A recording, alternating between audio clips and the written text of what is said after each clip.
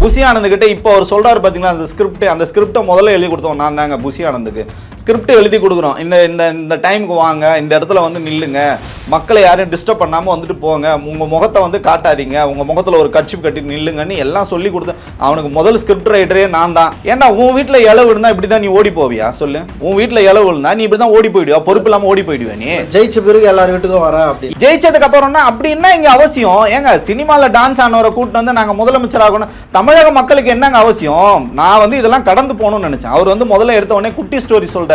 நாங்கெல்லாம் குட்டி ஸ்டோரி சொன்னோம்னா தாங்க மாட்டார் விஜய். ஜல்லிக்கட்டு பேசுறதுக்கு விஜய்க்கு என்னங்க அருகதை இருக்கு? ஜல்லிக்கட்டை வந்து புல்லுக்கட்டுன்றாரு.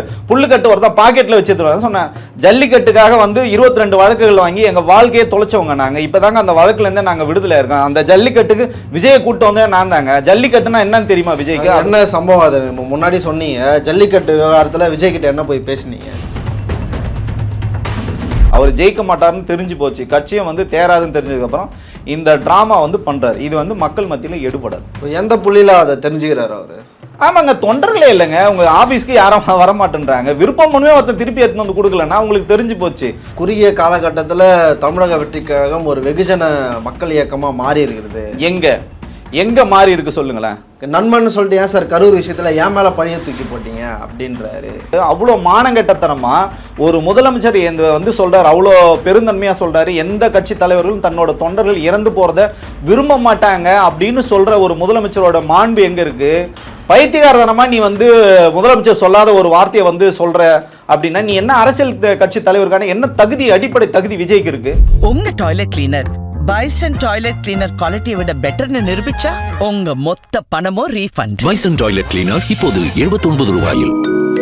அறம் நாடு பார்வையாளர்களுக்கு வணக்கம். இன்று நம்முடன் இணைந்திருக்கும் சிறப்பு விருந்தினர் அரசியல் விமர்சகர் மணிகண்டன் வீராசாமி அவர்கள். வணக்கம் தோழர். வணக்கம் தோழர். வேலூரில் விஜய், குறிப்பாக சொல்லணும்னா அந்த ஸ்கிரிப்ட் பேப்பர் வந்து லீக் ஆனது ஒரு பேசு பொருளாக மாறி இருக்குது.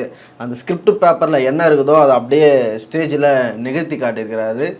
சென்சிட்டிவான சென்டிமெண்ட் இது அப்படின்னு கண்ணீர் விட்டுருக்கிறாரு. எப்படி பாருங்க, பல விஷயங்கள் பேசியிருக்கிறாரு. முதல்ல எனக்கு கேட்க வேண்டிய கேள்வி என்னென்னா, எனக்கு அரசியல் தெரியலனா மக்களுக்கு தெரியலன்னு அர்த்தம், என்ன நீங்கள் எதிர்த்தீங்கன்னா மக்களை எதிர்க்கிறீங்கன்னு அர்த்தம் அப்படின்றது.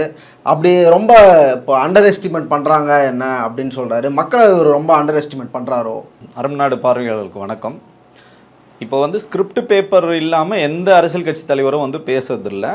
அது வந்து என்னென்னா, நீங்கள் என்ன பாயிண்ட் இன்புட்ஸ் வந்து எடுத்துப்பாங்க. அது யாராக இருந்தாலும் சரி நினைவு வச்சுட்டு பேச முடியாது. ஏன்னா பல மணி நேரம் நீங்கள் பேசும்போது என்ன பேசணுன்றது இன்புட் எடுக்க தவறில்லை. ஆனால் சினிமா நடிகராக வந்து விஜய் வந்து மாறவே இல்லை, இன்னும் சினிமாத்தனமாக தான் இருக்கார். தன்னோட கட்சியும் வந்து இன்னும் ரசிகர் மன்றமாக தான் வச்சுருக்காரு. அவர்களை வந்து தொண்டர்களாக மாற்றவே இல்லை, ரசிகர்களாக தான் வச்சுருக்காருன்ற சொல்கிறதுக்கு மிகச்சிறந்த உதாரணம் வந்து நேற்றுக்கு நடந்த இந்த சம்பவம். பார்த்திங்கன்னா எங்கே நிற்கணும், எப்படி திரும்பணும், எங்கே வந்து இரும்பணும், எங்கே வந்து அழுகணும், எங்கே வந்து கண்ணீர் துளிகள் வைக்கணும், எங்கே வந்து எமோஷனில் வந்து கூட்டணும், எங்கே சாரி கேட்கணும் அப்படின்னு சொல்கிறதெல்லாம் வந்து ரொம்ப அபத்தமாக இருக்குது. இது வந்து ஸ்டைலில் பண்ணுங்க, அதுதான் ரொம்ப அபத்தமாக இருக்குது. இதை என்ன சொல்கிறேன்னா, அதுதான் நம்ம என்ன ஆரம்பத்துலேருந்து நம்ம சொல்கிறது என்னென்னா, திரு விஜய் அவர்களோட அரசியலை நம்ம வந்து எதிர்க்கவே இல்லை. ஆனால் நீங்கள் மக்களுக்கான அரசியலை நீங்கள் பேசவே இல்லை. இங்கே பார்த்தீங்கன்னா இந்தியாவிலே பார்த்தீங்கன்னா இந்த திராவிட மண் அப்படின்றதும் தமிழ்நாடுன்றதும், தமிழ்நாட்டுக்கு பேர் வாங்கிறதுக்கும் தமிழ்நாடுன்ற இந்த மாநிலத்தை வந்து வளர்த்தெடுக்கிறதும் பல உயிர்கள் வந்து தியாகம் பண்ணி தான் இந்த இடத்துல நம்ம வந்து உட்காந்து நம்ம வந்து பேசிகிட்டு இருக்கோம். இப்போ நம்ம பேசுகிற இந்த கருத்து சுதந்திரமே நமக்கு இல்லை. அப்படி இருந்த காலகட்டத்தில் இந்த தமிழ்நாடுன்னு ஒரு கட்டமைப்பை பண்ணது பார்த்திங்கன்னா அறிஞர் அண்ணாதுரை, பேரறிஞர் அண்ணாதுரை தான் வந்து இதை வந்து பண்ணார். இதுக்கு முன்னாடி இவர் சொல்கிறார் இல்லைங்களா, வார்த்தைக்கு சொல்கிறார்ல, காமராஜரால் செய்ய முடியல இதெல்லாம். காமராஜர் மிகப்பெரிய ஒரு தலைவர், மிகப்பெரிய ஒரு ஆளுமை. அவர் ஒரு தேசிய கட்சியில் இருந்தார். அந்த தேசிய கட்சி என்ன சொல்லுதோ அதை தான் அவர் வந்து இங்கே இம்ப்ளிமெண்ட் பண்ண முடியும். மாநில சுயாட்சி குறித்து அவரால் எதுவுமே பண்ண முடியல. இதை காமராஜரே பதிவு பண்ணிடுறார். நீங்கள் காமராஜரோட வரலாற்று ஆய்வுகளை நீங்கள் படிச்சிங்கன்னா, காமராஜர் பல இடங்களில் வந்து நான் ஒரு தேசிய கட்சியில் இருக்கிறதுக்கு நான் வந்து பெருமை அடைகிறேன்னு கூட என்னால் சொல்ல முடியல. நாட்டுக்கு வந்து சுதந்திரம் வாங்கி கொடுத்தாங்க, அது வரைக்கும் எனக்கு ஓகே. பட் ஆனால் என் மாநிலத்துக்கு நான் செய்கின்ற விஷயங்கள் நான் செய்ய முடியலன்னு தான் அவர் பார்த்தீங்கன்னா எனக்கு இந்த அரசியலே வேணாம், நான் விட்டுட்டு போகிறேன்னு கூட காமராஜர் சொன்னது காரணம் பார்த்தீங்கன்னா இந்த மாநிலத்தை நேசித்தார். இந்த மாநில மக்கள் வந்து வளரணும், இந்த மாநிலம் வந்து நல்லா இருக்கணும்னு சொல்லிட்டு நினைத்தார். ஸோ இதிலிருந்து நான் எதுக்கு சொல்ல வரேன்னா, நீங்கள் வந்து காமராஜர்கிட்ட இருந்து நிறைய விஷயங்களை கற்றுக்கிட்டு பார்த்தீங்கன்னா அண்ணாதுரை வந்து வீரியமாக செயல்பட்டார். மெட்ராஸ் மாகாணம், மெட்ராஸ் பிரசிடென்ட் இருந்ததே தமிழ்நாடுன்னு பேர் மாத்துறாரு. திமுக தான் அதை வந்து செய்யுது. இது எதுவுமே தெரியாமல் வந்து விஜய் வந்து பேசுறது வந்து நமக்கு உண்மையிலே வருத்தம் அளிக்குது, ஆச்சரியம் அளிக்குது. குறைஞ்சபட்சம் அவர் வந்து அரசியலை படிச்சுக்கணும் ஒன்று. ரெண்டாவது என்னன்னா மக்களையும் விஜயம் வந்து அவர் வந்து இணைத்து வச்சு பேசுறாரு. மக்கள் தான் நான் தான் மக்கள், நான் தான் தமிழ்நாடுன்னு சொல்றது வந்து அபத்தமானது. ஒரு குறுகிய காலகட்டத்தில் தமிழக வெற்றி கழகம் ஒரு வெகுஜன மக்கள் இயக்கமாக மாறி இருக்கிறது. எங்க மாறி இருக்கு சொல்லுங்களேன். எங்கேயாவது ஒரு நீங்கள் ஏதாவது எலெக்ஷனில் வந்து கண்டெஸ்ட் பண்ணி மக்கள் உங்களுக்கு அங்கீகாரம் கொடுத்தாங்களா? இல்லை நீங்கள் வந்து இப்போ கூடுகின்ற கூட்டங்கள் வந்து ஏதாவது இப்போ ஒன்றும் இல்லைங்க. எக்ஸாம்பிளுக்கு வந்து நீங்கள் 1008 கொள்கை முரண்பாடு இருந்தாலும் நாம் தமிழ் ஒரு கூட்டம் நடத்துகிறாங்க, அவ்வளோ கட்டுக்கோப்பாக ஒரு கூட்டத்தை நடத்துகிறாங்க. ஒன்றும் இல்லைங்க, அந்த இது பாட்டில் வந்து வச்சுருக்காங்க, வந்து சில்வர் பாட்டில் வந்து வச்சுருக்காங்க. அந்த பாட்டில் வந்து தண்ணியை வந்து ரீஃபில் பண்ணி குடிச்சிட்டு ஒரு பாட்டில் கூட களவு போலங்க, எல்லாமே அங்கே இருக்குங்க. அவ்வளோ கட்டுக்கோப்பாக வந்து டிராஃபிக்கில் இருந்து எல்லாமே வந்து அந்த மாநாடு முடிஞ்சதுக்கப்புறம் பார்த்தீங்கன்னா சேர்களை வந்து அடுக்கி வச்சுட்டு போகிறாங்க. நான் சொல்கிறது வந்து திமுக அண்ணா திமுக வளர்ந்த கட்சி, நீங்கள் அவங்கள கூட நீங்கள் எடுத்துக்காதீங்க. இப்போ வந்த கட்சிங்க 15 ஆண்டுகள் தாங்க அது. அந்த கட்சி வந்து அவ்வளோ டிசிப்ளினாக நடத்துகிறாரு இல்லைங்களா. ஏதாவது ஒன்று நாம் தமிழோட நீங்கள் வந்து சொல்லுங்களேன். நீங்கள் வந்து இப்போ போட்டின்னு சொல்கிறீங்கல்ல, அவங்களோட ஏதாவது நீங்கள் ஒன்று சொல்லுங்களேன். எதுவுமே இல்லைங்க உங்ககிட்ட. ஆனால் அவங்களெல்லாம் நடுவில் வந்து போகிற காமெடியன்கள் அப்படின்ற மாதிரி மென்ஷன் பண்ணி பேசுகிறாரு. நீங்கள் யாரையுமே குறை மதிப்பீடு பண்ணாதீங்கன்னு தான் சொல்கிறேன். அப்போ உங்களை விஜய் வந்து காமெடியன் சொன்னால் உங்களுக்கு கோபம் வருமா வராதா? நீங்கள் ஒரு அரசியல் கட்சி தலைவர் வாண்டிங்களா, நீங்கள் தான் அந்த அரசியல் களம் வந்து சீரியஸாக போயிட்டு இருக்குங்க. நமக்கு வந்து மாற்று கருத்து இருந்தாலும் என்டிஏ இன்னைக்கு களத்தில் வேலை செஞ்சுட்டு இருக்காங்க. ஆட்சி அதிகாரத்தில் வரணும்னு சொல்லிட்டு அவங்க வந்து வேலை செஞ்சுட்டு இருக்காங்க. இடி மாதிரி வந்து அமைப்புகளை வச்சு இன்னைக்கு கட்சியில் எல்லாரையும் வந்து உள்ளே வர வச்சுருக்காங்க. மிரட்டி அவங்க வந்து கூட்டம் நியமிக்கிறாங்க. ஏன்னா ஆட்சி அதிகாரம் வேணும் அப்படின்றதுக்காக சீரியஸாக களம் இங்கே வந்து வேலை பார்த்துட்டு இருக்காங்க. ஆனால் அதை வந்து கேலிக்குரியதாக மாத்துறாரு. இப்போ முதலமைச்சர் ஸ்டாலின் அவர்கள் வந்து டெல்லிக்கும் தமிழ்நாட்டுக்கும் தான் போட்டி, என்டிஏக்கும் இதுக்கு தான் போட்டி, இதுனா பிரதமர் எலெக்ஷனா அப்படின்னு ஒரு மாதிரியா சலிப்பாக பேசுகிறாரு. அதாங்க பால்வாடி பாப்பான்னு சொல்கிறது விஜய் தான் நம்ம சொல்லணும், தாவேக்காக தான் சொல்லணும். எதுக்காக சொல்கிறேன்னா, இங்கே பவளவிழா கண்டம் ஒரு இயக்கம் இருக்குது. அந்த இயக்கம் வந்து மக்களுக்கான பணிகள் செஞ்சுட்டு இருக்காங்க. ஒரு மக்களுக்கான முதல்வர் இருக்காரு. 50 ஆண்டுகள் அரசியலில் வந்து மிசாலேருந்து பொடாலேருந்து எல்லாம் பார்த்துட்டு இன்றைக்கி வந்து வந்திருக்காருங்க. இன்றைக்கி இருக்கிற துணை முதல்வர் பார்த்தீங்கன்னா ஜெயிலெலாம் வந்து போயிட்டு தாங்க வந்திருக்காரு. மக்கள் பிரச்சனைக்காக வந்து சிறை சென்று வந்திருக்காரு. நீங்கள் எங்கே போயிருக்கீங்க சொல்லுங்களா? ஒரு மக்களுக்கான ஒரு போராட்டம் நடத்திருப்பீங்களா? உங்களுக்கு வந்து சிறை என்னன்னு தெரியுமா? தொண்டர்களோட பலம்னா என்னன்னு தெரியுமா? எதுவுமே தெரியாதுங்க விஜய்க்கு. சும்மா வந்து சினிமா டயலாக் மட்டும் பேசிட்டுலாம் போகக்கூடாதுங்க. ஒரே ஒரு விஷயம் மட்டும் நடந்திருக்குங்க. இந்த எஸ்ஓபி வந்ததுனால கரூர் சம்பவம் மாதிரியோ உங்களுக்கு வந்து கடைசியில் சேலத்தில் நடந்த மாதிரியோ இங்கே நடக்காமல் உங்களுக்கு வந்து பந்தல் போட்டு மக்களை வந்து வர வச்சிருக்காங்க. அது மட்டும்தான் ஒரே ஒரு இம்ப்ளிமெண்ட் நடந்திருக்கு. சேர் போட்டு உட்கார வச்சிருக்காங்க. இல்லை, இந்த விஷயத்திலுமே வந்து அனுமதி தொடர்ந்து மறுக்கப்படுது அப்படின்னு பேசுறாரு. வேலூர் காவல்துறை அதுக்கு மறுப்பு தெரிவிக்கிறாங்க. நீங்களும் கடைசி நிமிஷத்துல தான் வந்து அனுமதி கேட்டீங்க, நாங்கள் கொடுத்துருக்குறோம், தேவையில்லாத பிரச்சனையை கிளப்புறாரு அப்படின்ற மாதிரி பேசியிருக்கிறாங்க. இந்த கரூர் விஷயத்துக்கே வருவோம். நீங்கள் நண்பர்னு சொல்கிறீங்க. என்னோட புதிய நண்பர் வந்து முதலமைச்சர் ஸ்டாலின் கிடச்சிருக்கிறாரு. ஒரு நண்பன் இப்படி பண்ணுவானா? மனசாட்சி இல்லாமல் பேசுகிறீங்க. நண்பன் சொல்லிட்டு ஏன் சார் கரூர் விஷயத்தில் ஏன் மேலே பழிய தூக்கி போட்டீங்க அப்படின்றாரு. எப்படி புரிஞ்சுக்கிறது? அவர் வந்து தமிழகத்தின் முதல்வர் வந்து விஜய் வந்து நண்பர்னு சொல்லவே இல்லை. அதே மாதிரி விஜய் வந்து என்ன சொல்றதுன்னா பிஜேபி ஆர்எஸ்எஸ் விட பயங்கரமான பொய்களை வந்து விஜய் வந்து பேசுறாருன்னு வெட்ட வெளிச்சமா எங்கேயுமே வந்து விஜய் தான் காரணம்னு எங்கேயுமே சொல்லவே இல்லைங்க. நீங்க அந்த காணொலி இருக்கு, எவ்வளவு தைரியமா பொய் பேசுறாரு பாருங்களேன். எவ்வளவு தைரியமா ஒரு ஊடகத்தின் முன்னாடி தன்னோட தொண்டர்கள் வந்து அறிவிலிகள் முட்டாள்கள்னு அவர் நினைச்சுக்கிறாரு. என்னோட தொண்டர்கள் வந்து என்ன சொன்னாலும் என்னை கேட்டுப்பான்னு சொல்லிட்டு அவ்வளோ மானங்கெட்டத்தனமா ஒரு முதலமைச்சர் வந்து சொல்றாரு. அவ்வளோ பெருந்தன்மையா சொல்றாரு. எந்த கட்சி தலைவர்களும் தன்னோட தொண்டர்கள் இறந்து போறத விரும்ப மாட்டாங்க அப்படின்னு சொல்ற ஒரு முதலமைச்சரோட மாண்பு எங்க இருக்கு? பைத்தியகாரத்தனமா நீ வந்து முதலமைச்சர் சொல்லாத ஒரு வார்த்தையை வந்து சொல்ற அப்படின்னா நீ என்ன அரசியல் கட்சி தலைவருக்கான என்ன தகுதி, அடிப்படை தகுதி விஜய்க்கு இருக்கு? பொய்களை மட்டுமே ஒருத்தன் பேசி வந்து மக்களை வந்து திரட்ட முடியுமா? இன்னைக்கு வரைக்கும் அந்த தொண்டர்கள் வந்து நீங்கள் அரசியல் படுத்தவே இல்லைங்க. இன்னைக்கு வரைக்கும் நீங்கள் வந்து பொறுப்பாளர்கள் வந்து நியமிக்கவே இல்லை. ஓல் சக்தின்னு நீங்கள் வந்து சொல்கிறீங்க ஒரு கட்சியை, தீய சக்தின்னு ஒரு கட்சியை சொல்கிறீங்க. ஏங்க நீங்கள் இன்னைக்கு வரைக்கும் சினிமாவில் வந்து இன்னைக்கு வரைக்கும் ஒயிட்டில் நீங்கள் வாங்கவே இல்லைங்க. எல்லாமே பிளாக் பண்ணி தாங்க நீங்கள் வாங்கிட்டு இருக்கீங்க. இன்னைக்கு வரைக்கும் பார்த்தீங்கன்னா உங்களுக்கு டேக்ஸ் வந்து ஃபைன் போட்டிருக்காங்க, அதை வந்து கட்டல மேல்முறையீடு போனீங்க. கார் இறக்குமதி பண்ணுறீங்க, அதுக்கு நீங்கள் வரி கட்ட மாட்டீங்க. எங்கே சார் உங்களை வாழ்க்கையில் சுய ஒழுக்கம் இருக்குது? நீங்கள் இந்த பற்றிலாம் நீங்கள் பேசுறதுக்கு குறைஞ்ச நான் அவர் வந்து கண்ணாடி முன்னாடி போய் நின்று விஜய் இதை வந்து பேசி பார்க்கணுங்க. இதை தயவு செஞ்சு இதை வந்து மக்கள் வந்து புரிஞ்சுக்கணும். வெகுஜன மக்கள் இது விஜய் மேல இருக்கிற காழ்ப்புணர்ச்சியோ தாவேகா மேல நம்ம சொல்ற குற்றச்சாட்டே இல்லை. அவர் வந்து தொடர்ச்சியாக வந்து உண்மைக்கு புறம்பான செய்திகளை மக்கள் மத்தியிலும் தன்னோட தொண்டர்கள் மத்தியிலும் வந்து பேசுறாரு. இது வந்து அருவருக்கத்தது தமிழகத்தின் அரசியலுக்கு வந்து இது புதியதாக இருக்கிறது. இது வந்து வன்மையா நாங்க வந்து கண்டிக்கிறோம். இப்போ கரூர் விஷயத்தை மீண்டும் கலருவதற்கான காரணம் என்ன? சிபிஐ வழக்கு போயிட்டு இருக்கு, அவரும் டெல்லிக்கு 2 முறை போயிட்டு வந்தாரு. மீண்டும் கலருவதற்கான காரணம் என்ன? தேவையாவது இல்லை, அது வந்து சிம்பத்தியை கிரியேட் பண்ணுறாரு இவர். அதாவது வந்து பார்த்தீங்கன்னா ஒரு வழக்கு இருக்குதுன்னா அந்த வழக்கை பற்றி பொது வெளியில் பேசக்கூடாதுன்னு அரசியல் தெரிஞ்சவர்கள், அரசியல் அறிந்தவர்கள் வந்து செய்யக்கூடிய ஒரு மாண்பான விஷயம். விஜய்க்கு அரசியலும் தெரியாது, அரசியல் நாகரிகமும் தெரியாது, சட்டமும் தெரியாது, சட்டத்தை மதிக்கவும் தெரியாது, எதுவுமே தெரியாது. விஜய் மட்டும் இல்லை, விஜய் கூட இருக்க யாருக்குமே தெரியாதனால திருப்பி இதை வந்து ரொம்ப சென்சிட்டிவான இஷ்யூ இது. இதை வந்து அவர் வந்து பேசவே கூடாது. வழக்கு வந்து நீதிமன்றத்தில் இருக்குன்னா மித்த பிற கட்சிகள் வந்து இதை பேசலாம், அரசியல் லாபத்துக்காக வந்து பேசலாம். ஆனால் அவங்களே யாரும் பேசுறது கிடையாது. ஆனால் விஜய் வந்து இதை பேசணும். நீ வந்து வீராவசனம் பேசாதல, இன்னைக்கு வந்து நான் மக்கள் பக்கம் நிற்கிறேன், ஒரு வீட்டில் விஜய் இருக்கான்னு. ஏன்னா உன் வீட்டில் இளவு இருந்தால் இப்படி தான் நீ ஓடி போவியா? சொல்லு. உன் வீட்டில் இளவு இருந்தா நீ இப்படி தான் ஓடி போயிடுவா? பொறுப்பு இல்லாமல் ஓடி போயிடுவா? நீ ஜெயிச்ச பிறகு எல்லார் வீட்டுக்கும் வர அப்படி எதுக்காக சார் நீங்க வரணும்? எதுக்கு ஓடி போறீங்கல்ல? நீங்க ஓடி போயிட்டு ஜெயிச்சதுக்கு அப்புறம்னா அப்படின்னா இங்க அவசியம் ஏங்க? சினிமால டான்ஸ் ஆனவரை கூட்டு வந்து நாங்க முதலமைச்சர் ஆகணும், தமிழக மக்களுக்கு என்னங்க அவசியம்? நான் வந்து இதெல்லாம் கடந்து போகணும்னு நினைச்சேன். அவர் வந்து முதல்ல எடுத்த உடனே குட்டி ஸ்டோரி சொல்றாரு. நாங்கெல்லாம் குட்டி ஸ்டோரி சொன்னோம்னா தாங்க மாட்டார் விஜய். ஜல்லிக்கட்டு பேசுறதுக்கு விஜய்க்கு என்னங்க அருகதை இருக்கு? ஜல்லிக்கட்டை வந்து புல்லுக்கட்டுன்றாரு. புல்லுக்கட்டு ஒருத்தன் பாக்கெட்ல வச்சிருந்தாரு. சொன்னேன் ஜல்லிக்கட்டுக்காக வந்து 22 வழக்குகள் வாங்கி எங்க வாழ்க்கையை தொலைச்சவங்க நாங்க. இப்பதாங்க அந்த வழக்குல இருந்தே நாங்க விடுதலை இருக்கோம். அந்த ஜல்லிக்கட்டுக்கு விஜயை கூட்டு வந்தே நான் தாங்க. ஜல்லிக்கட்டுனா என்னன்னு தெரியுமா விஜய்க்கு? என்ன சம்பவம்? அது முன்னாடி சொன்னீங்க, ஜல்லிக்கட்டு விவகாரத்துல விஜய் கிட்ட என்ன போய் பேசுனீங்க? இல்லைங்க, இப்போ வந்து பார்த்தீங்கன்னா விஜய் வந்து அரசியல் கட்சி ஆரம்பிக்கணும்னு நினைக்கிறாரு, அரசியல் ஆர்வம் இருக்குன்னு சொல்றாரு. இது எங்க கிட்ட வந்து சொல்றது யாருன்னு பார்த்தீங்கன்னா புசி ஆனந்த் வந்து சொல்றாரு. அப்பே அந்த எண்ணம் வந்துருச்சு அவங்களுக்கு. ஆமா, உதவி வந்து கேட்குறாங்க. நாங்கள் என்ன சொன்னோம், சரிங்க அரசியல் கட்சி ஆரம்பிங்கன்னா ஃபர்ஸ்ட் மக்களோட வந்து நில்லுங்க, மக்கள் பிரச்சனைகளை பேசுங்க, களத்தை வந்து பாருங்க, வெகுஜன மக்களோட நீங்கள் நிற்கணும், போராட்ட காலங்களுக்கு வரணும்னு சொல்லுது. நம்ம வந்து மெரினா ஜல்லிக்கட்டில் நம்ம வந்து ஒருங்கிணைப்பாக இருந்தனால புசி ஆனந்துக்கிட்ட இப்போ அவர் சொல்கிறார் பார்த்தீங்களா, அந்த ஸ்கிரிப்டை முதல்ல எழுதி கொடுத்தோம் நான் தாங்க. புசி ஆனந்துக்கு ஸ்கிரிப்ட் எழுதி கொடுக்குறோம். இந்த டைமுக்கு வாங்க, இந்த இடத்துல வந்து நில்லுங்க, மக்களை யாரையும் டிஸ்டர்ப் பண்ணாமல் வந்துட்டு போங்க, உங்கள் முகத்தை வந்து காட்டாதீங்க, உங்கள் முகத்தில் ஒரு கட்சி கட்டி நில்லுங்கன்னு எல்லாம் சொல்லி கொடுத்தேன். அவனுக்கு முதல் ஸ்கிரிப்ட் ரைட்டரே நான் தான். நமக்கே இந்த சீனை நீங்கள் போட்டிங்கன்னா அப்புறம் நாங்கள் என்ன சொல்கிறது உங்களுக்கு? இதெல்லாம் வந்து என்ன சொல்கிறதுனா மக்கள் மன்றத்தில் எடுபடாதுங்க. அதாவது என்ன சொல்கிறதுனா தொண்டர்களை வந்து ரொம்ப மோசமாக வழி நடத்துகிறாரு. ஒரு ஜல்லிக்கட்டு காலை எவ்வளோ வீரியமான தெரியுமா?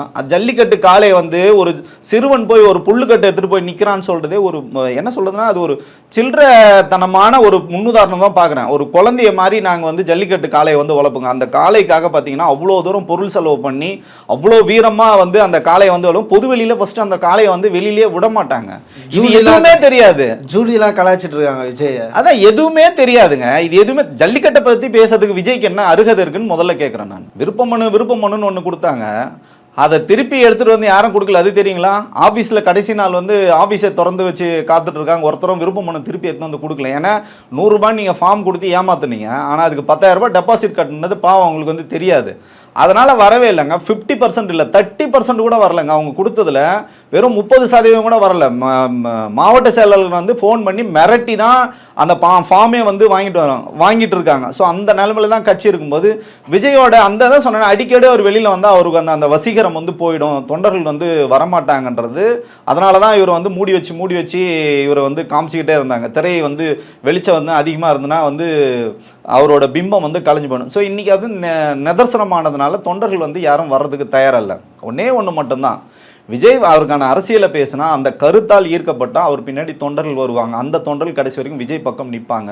நீங்கள் வெறும் சினிமா வசனங்களை பேசி தமிழகத்தினோட நலன்களை எதுவுமே பேசாமங்க. நான் என்ன கேட்குறேன்னா, குறைஞ்சபட்சம் அரசியல் அறிவு இருந்ததுன்னா விஜய் வந்து தமிழ்நாட்டுக்கு முதலமைச்சர் ஆனால் நீங்கள் வேலூரில் போய் நீங்கள் பேசுகிறீங்க, அந்த வேலூர் மண் சார்ந்து ஏதாவது ஒரு விஷயங்களை விஜய் பேசினாரா, அரசியலாக பேசினாரா அப்படின்றதான் நம்ம ஒரு அரசியல் ஆய்வாளராக, அரசியல் ஆர்வலராக நம்ம அதை தான் நம்ம வந்து பார்க்கணும்.